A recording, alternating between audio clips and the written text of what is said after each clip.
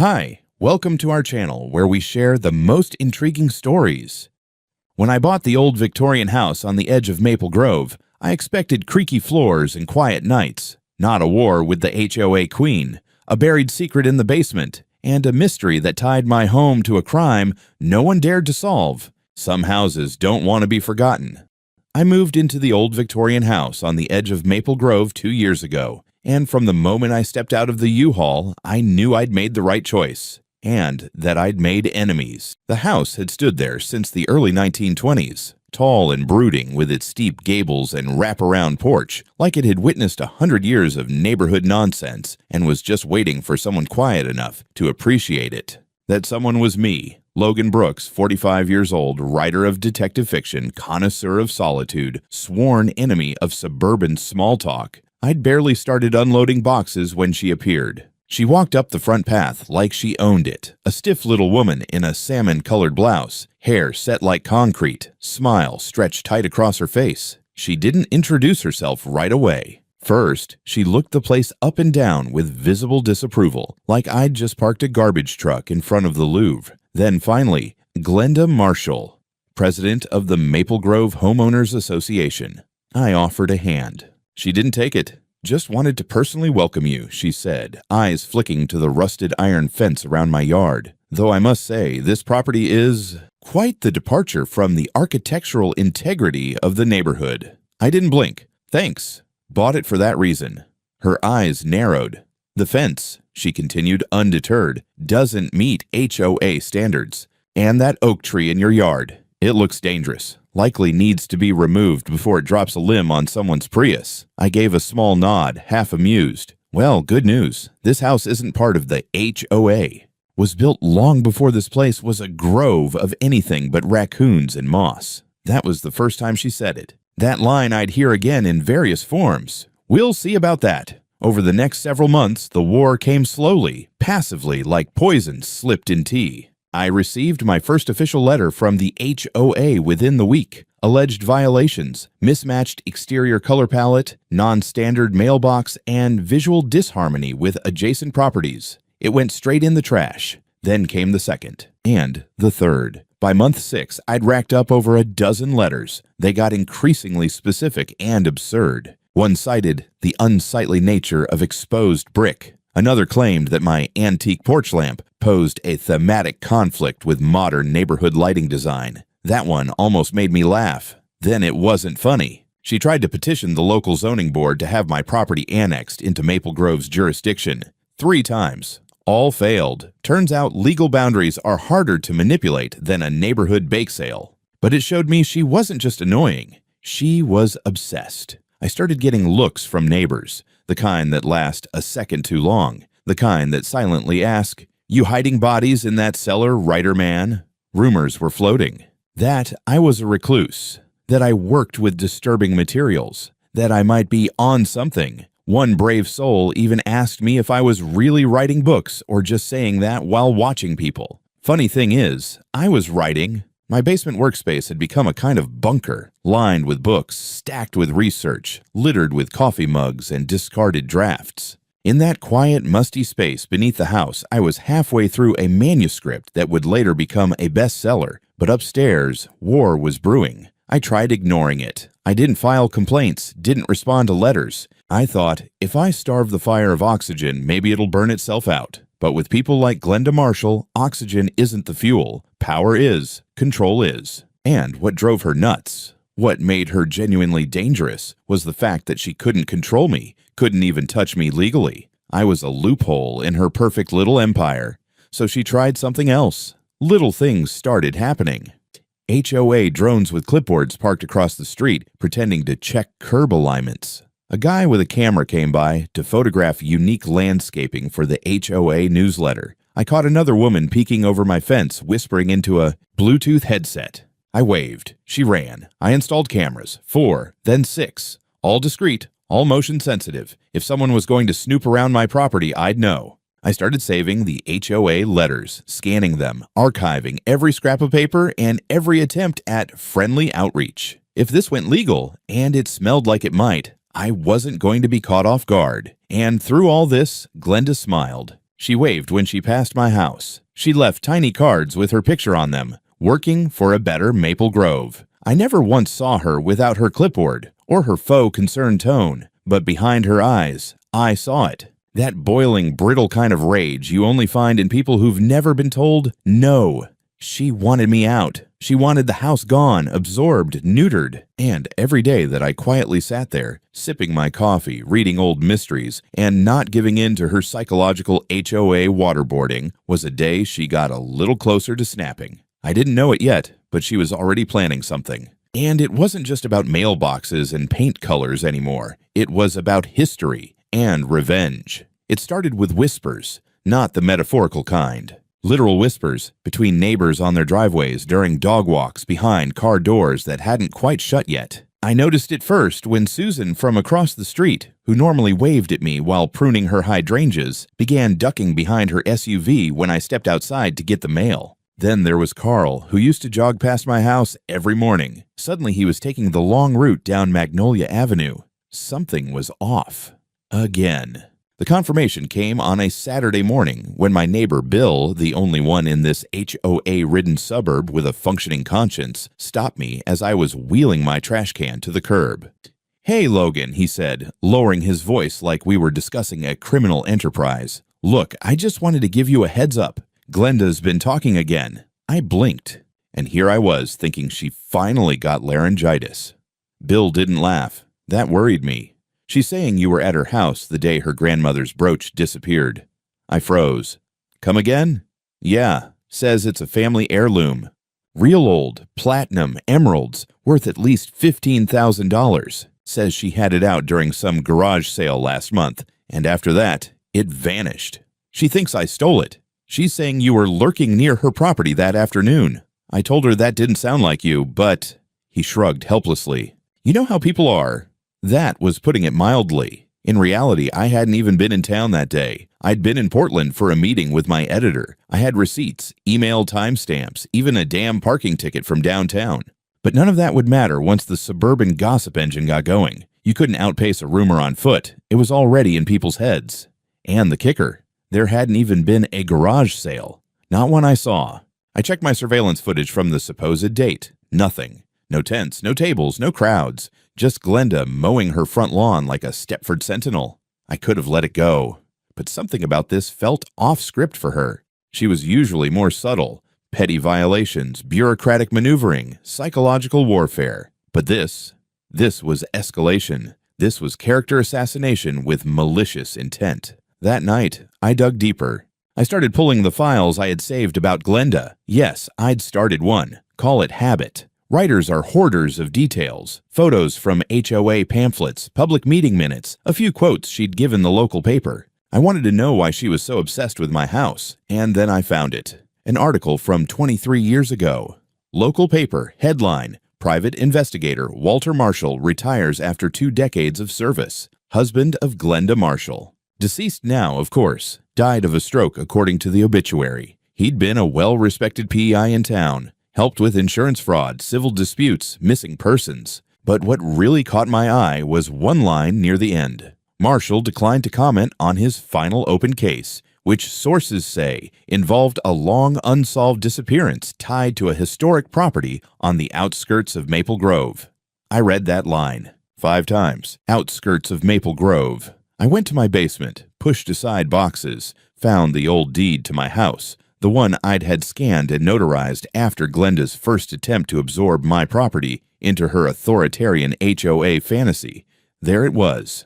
Lot number, parcel ID, date of construction 1921, and a small handwritten note in the margin of the deed left by the previous owner, a man named Donald Wexler. History in the floorboards. Ask Marshall. I stared at it until my coffee went cold. Later that night, an email arrived in my inbox. No subject line, no signature, just a scan of an old document. Case report. Typed, dated, slightly blurry but readable. The name at the top, Walter Marshall Investigations. Subject, B case. Notes, possible evidence may still be located on property. Recommend further inspection. Basement area. No explanation, no indication who sent it. But someone out there thought I needed to know what Glenda was after. And it wasn't just about a brooch. it was about something else. Something her husband had never finished. Something she now believed was buried, perhaps literally, inside my home. That night, I double-locked every door and window. It was a Wednesday, somewhere around 3 in the afternoon. One of those rare Oregon afternoons when the sky forgets how to rain and remembers how to glow. I had just come back from the grocery store. Nothing dramatic, just eggs, coffee, and a box of Pop-Tarts I wasn't proud of. I remember it clearly because it was the last normal moment before things got weird. When I stepped into the house, something felt wrong. You know how sometimes you walk into a room and can just tell someone's been there? It wasn't a noise. It was the stillness. Like the air itself had gone stiff. The front door was locked, exactly how I left it. No windows were open, alarm system hadn't gone off, but I had this cold feeling in my ribs, like my body knew something my brain hadn't caught up with yet. And then I heard it. A faint sound, like paper rustling, from beneath the floor. The basement. I set the grocery bag down slowly, quietly. Didn't call out, just moved toward the basement door, listening.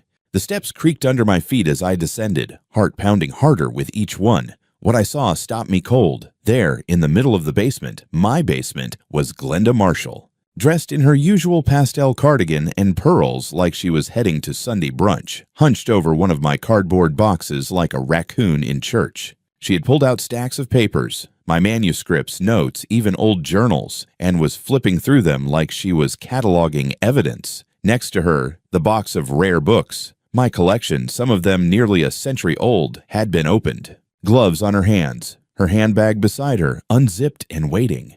"Are you kidding me?" I said. She gasped, turned, then immediately composed herself. "Oh, Logan, thank God it's you. I thought there was a burglar." The door was open and I heard something downstairs and You heard something from inside my locked house. Well, the lock might not have been secure. Bullshit, I snapped. "You picked it." Her eyes narrowed, but she tried to play innocent. "I was looking for my grandmother's brooch. I knew you had something to do with it, and I was right. Look at all this." She gestured at the mess like I'd just confessed with my belongings. "You think I stole a brooch, broke into my own basement, and hid it between a first edition Chandler and my notes for a murder mystery? You're hiding something. This whole house is hiding something. Don't play dumb with me." It wasn't just delusion, it was obsession. Her eyes weren't focused. She wasn't just looking for jewelry anymore. She was digging for meaning, for closure, maybe even revenge. "Get out," I said. "Now. I'm not leaving until I find what you're hiding." That was when I made my decision. No yelling, no threats, just quiet resolve. I turned and walked upstairs. "Logan," she called after me. "Logan, I'm warning you." I closed the basement door behind me and slid the thick iron bolt into place. The door was original, solid oak, installed sometime around 1921. The bolt was newer, but just as unforgiving.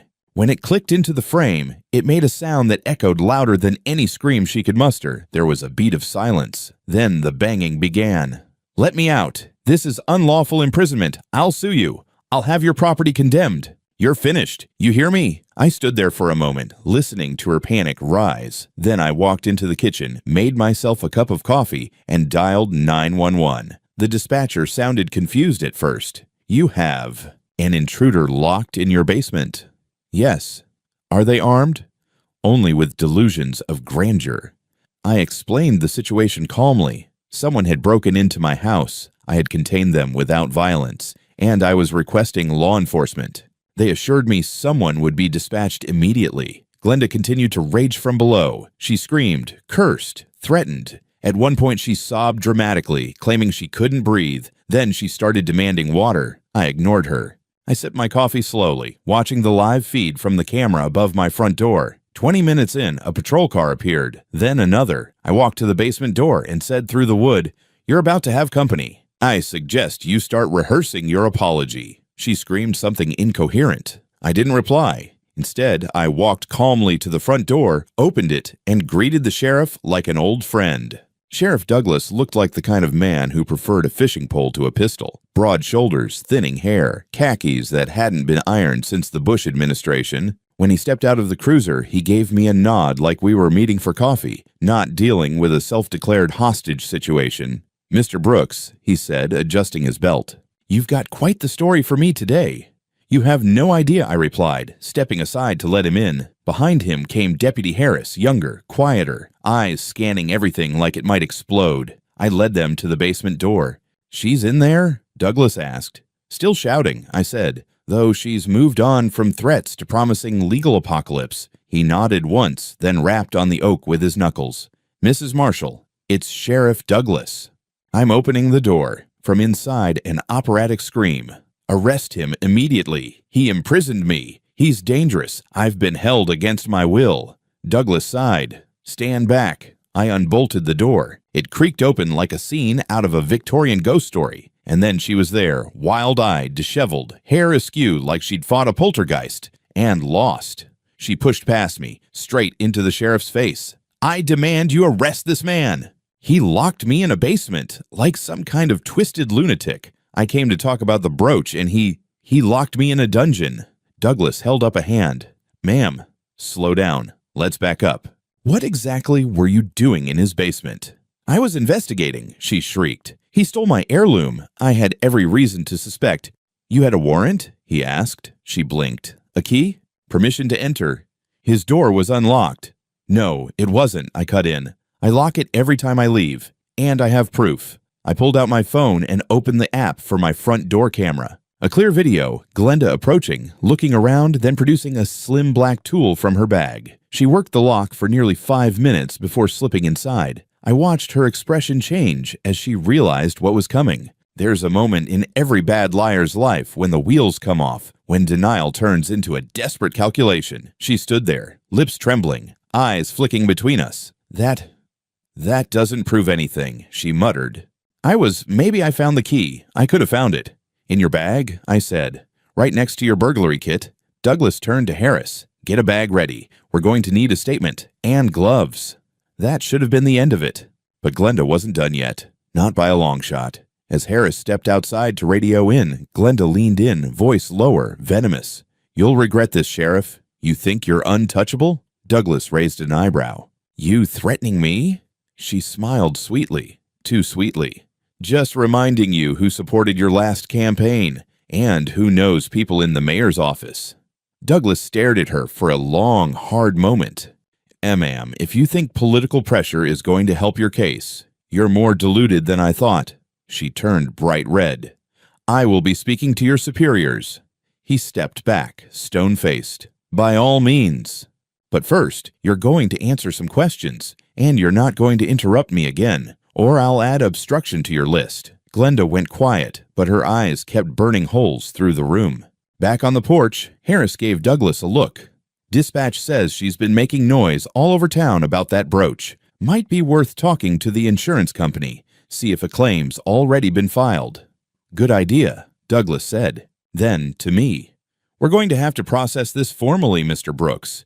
Can I get a quick walkthrough of what she touched?" I nodded and led them down. The basement was a mess. My notes were in disarray, manuscripts scattered. One of the boxes with my rare books had clearly been rifled through, bindings bent, sleeves crumpled, my gut clenched. Douglas turned on a flashlight and scanned the room. "Anything missing?" "I'm not sure yet, but I'll make a list." He knelt near the open box of books. She was looking for something.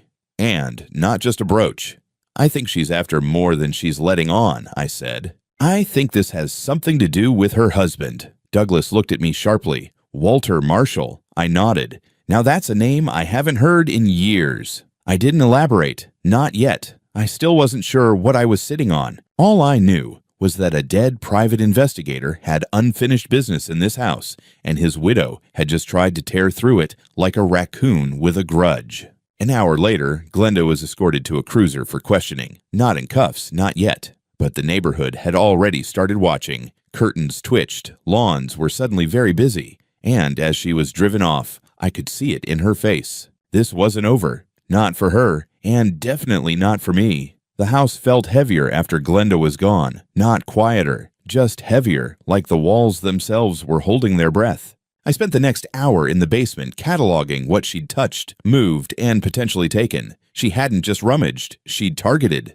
Specific boxes, specific labels. My archival collection wasn't organized alphabetically, but it was organized intuitively, and she'd gone straight for the ones marked with a red tab, my most valuable items. She knew what she was looking for. By sundown, I was 2 books short. And not just any books. One was a first edition of The Murder of Roger Ackroyd, published in 1926, the kind with the original blue dust jacket. The other, God help me, was a signed copy of The Long Goodbye by Raymond Chandler. I'd picked it up at a grimy little auction in Seattle 10 years ago. Together, those two were worth about $18,000, give or take nostalgia and my blood pressure. I called the sheriff's office again and gave the update. Douglas told me they were still questioning Glenda at the station and that he'd be stopping by again that evening with some follow-up. True to his word, he showed up just after 8. This time, he looked less like a bored bureaucrat and more like someone who'd stepped in something and was trying not to track it into the rest of his life. "She's denying everything," he said as I let him in. "Says you're trying to frame her. That you planted the books, faked the video, and manipulated the whole thing to discredit her. Creative. Almost admirable," I said, heading toward the kitchen. "Coffee? Please." We sat at the table and I handed him the list of missing items, complete with market value estimates and photographs. He looked them over carefully, then set the pages down and sighed. "You know what's strange," he said. "She's not acting like someone who got caught in the act. She's acting like someone defending a cause, like she thinks she's some kind of martyr. She's been building that narrative for 2 years. Everyone in this neighborhood thinks I'm some unshaven cryptid who eats bats and writes manifestos. She's just adding theft to the mythos." He chuckled. "Well, let's test the theory." He got up and walked to the door, then called over to Deputy Harris, who had been waiting in the cruiser. "Bring it in." A minute later, Harris walked in with a large Ziploc evidence bag. Inside, my missing books, both of them wrapped tightly in a floral scarf I recognized immediately. Glenda's. She'd worn it to every HOA meeting I'd ever accidentally glimpsed from my window. It smelled like lavender and cheap superiority. Douglas watched my face. "I thought you'd want the satisfaction." I just stared at the bag. "Found in her car." "Handbag. She refused to let us search it, so we filed a warrant."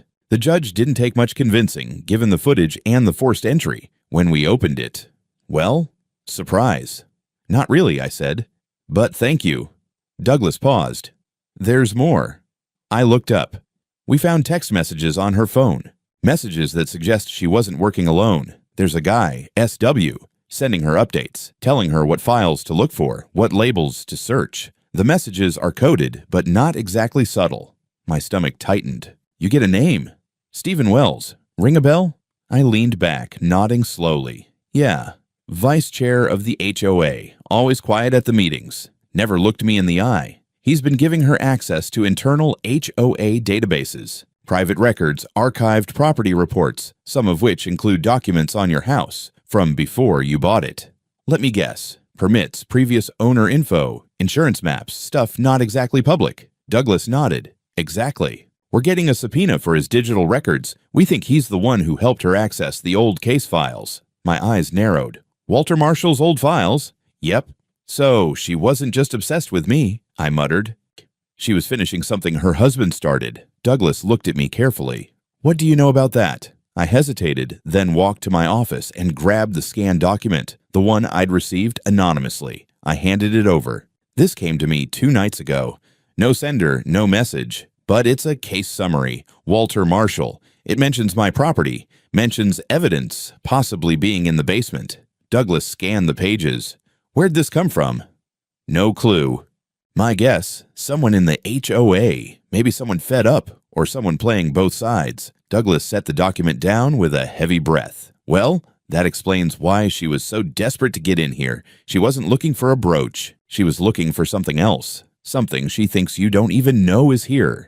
"Which begs the question," I said. "What the hell did Walter find in this house?" Douglas didn't have an answer. Instead, he pulled out a small recorder. "Mind if we do a formal statement? We'll be pressing charges for burglary, attempted theft, and possibly conspiracy, depending on what we find on Wells." I nodded and began giving my account, step by step, detail by detail. By the time he was done and the coffee had gone cold, I felt like I'd read the first few pages of a book I hadn't written, but one that someone desperately wanted buried. And not in fiction. I couldn't sleep that night. My house, usually a sanctuary of quiet, had turned into something else entirely. Not a crime scene exactly, but a vault with an open lock. Every sound in the pipes, every creak in the floorboards felt like a footstep I hadn't invited. At 2 in the morning, I was back in the basement, flashlight in one hand, crowbar in the other. I wasn't sure what I was looking for. Some leftover trace of Walter Marshall's investigation, maybe. Some physical evidence. Something Glenda was trying to reach. I moved slowly, box by box, shelf by shelf. Half of this space was filled with books, the other half with the kind of junk writers collect when we think we're collecting research. Old newspapers, maps, floor plans. One box in the far corner was different. It wasn't mine. A plain cardboard container, no label, no dust. It had been placed recently, within the last month. I would have remembered seeing it. Inside, a bundle of manila folders, neatly arranged, and one slim hardbound ledger with the initials WM embossed in fading gold on the spine. My hands actually trembled as I opened it. It wasn't a journal, it was a field log. Each page dated. Notes, sketches, timestamps. The first few entries were from 1999, descriptions of the house, my house, but not as it looked back then, as it looked before, during its previous ownership. One entry stood out, circled in red ink. Client D. Wexler, request, discreet inspection of basement structure, possible historical concealment under foundation, refuses municipal involvement, claims verbal history of sealed section after 1947 incident. A sealed section. I had no idea what the hell that meant. I started tapping the floor with the crowbar. The basement was concrete now, but underneath, this house was old enough to have secrets. And then I found it. Near the northwest corner, hidden behind an old workbench, one square of flooring sounded different. Hollow. I cleared the bench, swept the area, and found what I was looking for. A hairline crack running in a perfect rectangle. I slid the crowbar in gently, pried upward. The concrete groaned and lifted. Beneath it, a wooden hatch, locked with a rusted iron latch. Of course there was a damn hatch. I hesitated. If this were one of my books, this would be the part where the character makes a stupid decision that gets them killed by chapter 9. But this wasn't fiction. I was armed with caffeine and cynicism. I flipped the latch and lifted. Darkness, cool air, stone steps. I grabbed a second flashlight and descended. The room was small, maybe 10 by 10 feet. Stone walls, no furniture, just a few rusted hooks in the ceiling and a pile of crumbling cloth that might once have been a tarp. And in the far corner, something metallic embedded in the wall. A safe. I crouched in front of it. The dial was intact, but the hinges looked fragile. I tapped it with the crowbar. Nothing. I tapped again, harder. This time it groaned. I stopped. Was I really about to break into a decades-old safe at 3 in the morning like a pulp fiction lunatic? Yes. Yes, I was. It took 10 minutes of careful levering before the door gave. The inside was lined with black velvet, mildewed and rotting, but it had preserved what was within. Documents, photos, a microcassette recorder. One photo made my blood run cold. It was of a man, middle-aged, gaunt, familiar. Next to him stood a younger woman. Both were standing in front of my house. The man was labeled WM. The woman had no label, but I knew that face. It was my mother. I sat down on the cold stone floor. Suddenly, the conspiracy theory didn't feel so ridiculous. Walter Marshall hadn't just investigated this house. He had investigated my family. I took everything from the safe and locked it in my fireproof drawer upstairs. I wasn't ready to look through it all yet, but it was clear now. Glenda hadn't been inventing paranoia. She'd inherited it, and someone else knew. The next morning, I got an email from an address I didn't recognize. No subject. Just one sentence. You open the safe. We need to talk. Tonight. Behind the community center, 10 p.m. Come alone. The night air behind the Maple Grove Community Center was colder than usual, dry and sharp, like it knew something I didn't. The place was empty. No yoga moms, no chess club retirees, not even the usual drunk teens pretending the parking lot was Woodstock. Just the hum of a distant HVAC unit and the faint click of my boots on asphalt. I arrived at 10 on the dot as instructed, brought nothing but my phone, a flashlight, and the kind of existential dread you can't buy in stores. It was quiet for exactly 30 seconds. Then a figure stepped out from the shadows near the back fence. Stephen Wells. I hadn't seen him up close in over a year. He was taller than I remembered, wiry, nervous in that way people get when they think being helpful might also get them killed. "You came," he said, voice dry, like it hadn't been used in a while. "You invited me," I said. "So here we are. Enlighten me." He looked around, fidgeted with his sleeves, then pulled a folded piece of paper from his coat, handed it to me without a word. It was a copy of a letter on HOA letterhead, dated 8 months ago, addressed to an insurance agency, written by Glenda Marshall. She was filing an intent to claim a stolen heirloom, a family brooch valued at $20,000. She detailed the supposed theft, named no suspect, but subtly hinted at a new and unstable neighbor with limited integration in the community. 8 months ago, long before her little performance started. "She planned the whole thing," I said, rereading it. Stephen nodded. "She came to me a year ago, said she needed help accessing certain records, old property files, municipal permit archives, that sort of thing. Claimed she was trying to protect the neighborhood from legacy loopholes." "You mean me?" He didn't deny it. "She said your property threatened the HOA's architectural sovereignty."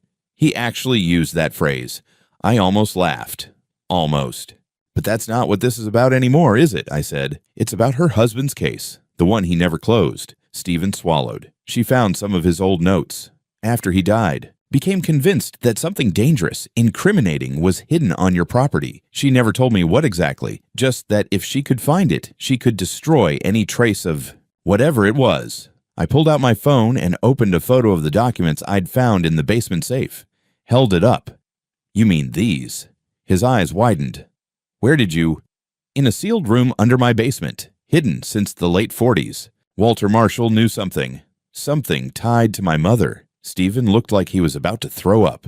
"Glenda, she was obsessed. Started saying your family covered up a crime, that your mother had been involved. But there's nothing on record, nothing solid, just hearsay and paranoid speculation." "Doesn't matter," I said.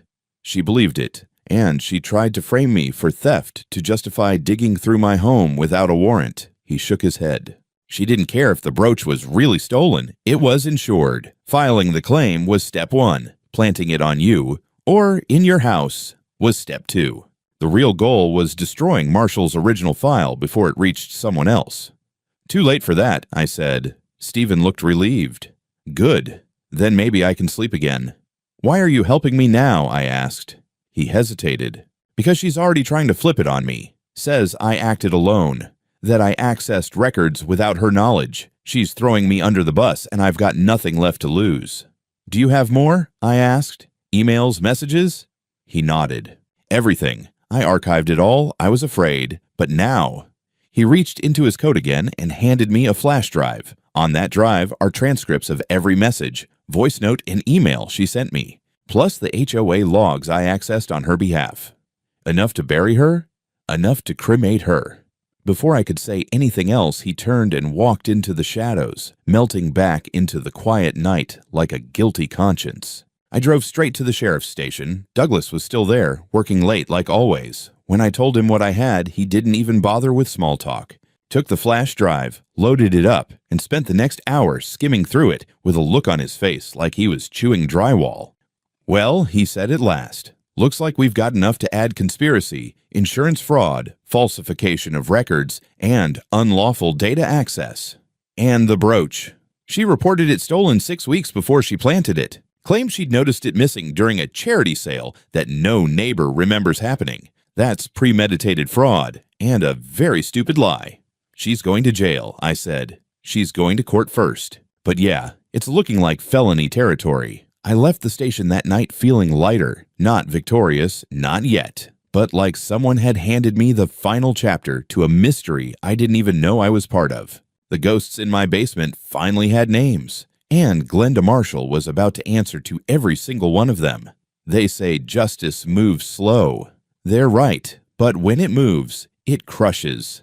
3 months passed before the court date. During that time, Glenda Marshall's fortress of suburban dominance crumbled in real time. The HOA removed her as president 2 weeks after the sheriff's department issued a formal statement of investigation. The board tried to save face, claiming internal irregularities and failure to meet ethical standards. Translation: we backed the wrong tyrant, and now we're trying not to drown with her. Her house went up for sale shortly after. Word around the neighborhood was that she needed the money for her legal defense. No one said it out loud, but I could feel the collective sigh of relief. Lawn ornaments started reappearing. Front porches had people on them again. Even Carl started jogging past my house again, this time with a nod. But the real satisfaction came in court. The courtroom was sterile, fluorescent, the color of old printer paper. Glenda sat at the defendant's table in a stiff gray suit, her usual smugness cracked and brittle. Gone was the pastel cardigan queen of Maple Grove. In her place was someone very aware that the world no longer revolved around her rules. I took the stand and told my story, calmly, clearly. I presented the video of her picking the lock, the inventory of my missing books, the footage showing her emerging from the basement. And finally, I handed over the documents from the hidden safe, though most of that material was sealed under court order until it could be authenticated and reviewed separately. Then came the real fireworks. The prosecution introduced Stephen Wells as a cooperating witness. His testimony was devastating. He described the entire scheme, how Glenda orchestrated the insurance fraud, how she tried to plant the brooch, how she accessed confidential HOA documents under false pretenses, and, most damning of all, how she attempted to erase her late husband's final investigation to protect a lie. The judge, a woman in her 60s with eyes like cold glass, didn't hide her disdain. The jury didn't take long. Guilty on all counts. Burglary with intent to commit theft, criminal conspiracy, insurance fraud, falsification of documents, defamation, and filing of false police report. The sentence: 3 years in state prison, 2 suspended under probation, 1 year mandatory, plus a $25,000 fine and restitution of $15,000 to me. I didn't smile, not in the courtroom, but when I got home that night, I opened a bottle of scotch I'd been saving since the day I moved in. I sat by the fireplace with a copy of The Long Goodbye in one hand, the copy, and raised my glass to the ceiling. She'd underestimated me. All of them had. The funny part, I never found out what exactly was in those sealed documents about my mother. Not all of it. Some pages were too faded to read. Others were cryptic, PI shorthand, old case references, partial transcripts. Nothing incriminating. Just strange. But one detail stood out. A note in Walter Marshall's handwriting scrawled in the margin of one report. Not her fault. She tried to stop it. B. Who or what B was, I still don't know. Maybe that's a story for another time. What I do know is this. I turned that whole experience into a novel. My editor went feral for it. It hit the bestseller list within weeks of publication. Title: The Brooch Trap. In the dedication, I wrote, to GM, thanks for the plot. Hope the lighting in your cell is good enough for reading. Sometimes reality does your writing for you.